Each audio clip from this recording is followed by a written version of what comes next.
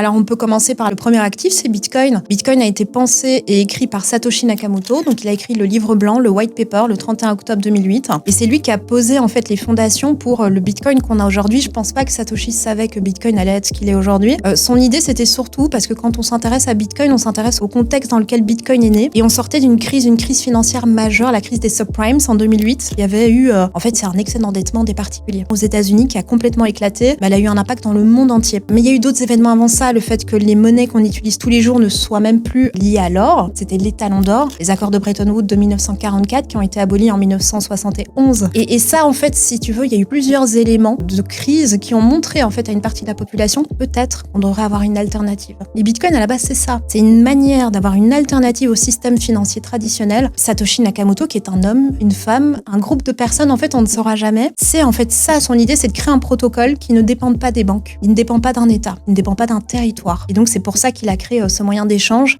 et complètement décentralisé en utilisant la technologie de la blockchain. Bitcoin, à la base, c'est ça, c'est nous rendre propriétaires de notre argent, de ne plus dépendre d'un État ou des banques centrales, et surtout de créer quelque chose qui était fondamentalement différent de ce qu'on utilise tous les jours. C'est ce qu'on appelle la monnaie fiduciaire, l'euro, le dollar pour les États-Unis. Pourquoi ? Parce que, en fait, quand on utilise cet argent-là, déjà, il ne repose plus sur l'or, donc en fait, il repose sur notre croyance uniquement. Mais en plus, les banques centrales peuvent imprimer de l'argent. Ce que ça crée pour monsieur et madame tout le monde qui mettent peut-être de l'argent de côté, c'est l'inflation. L'inflation, ça veut dire qu'en fait, vous mettez de l'argent de côté, mais votre argent, chaque année, il vaut de moins en moins. Et ça, c'est vrai qu'il y a aussi une partie de la population qui n'avait pas envie d'être soumis, en fait, à ce système traditionnel où, en fait, on met de l'argent de côté, mais chaque année, il vaut moins, et dans 10 ans, peut-être qu'il vaudra plus rien. Satoshi, il a voulu créer quelque chose qui était rare. Et Bitcoin aussi, c'est ça sa force. C'est une rareté programmée. Il n'y aura jamais plus de 21 millions de Bitcoin. Donc c'est vrai que tout a été pensé pour que Bitcoin soit fondamentalement différent de tout ce qu'on a connu auparavant, et c'est un protocole qui veut rendre les gens plus libres.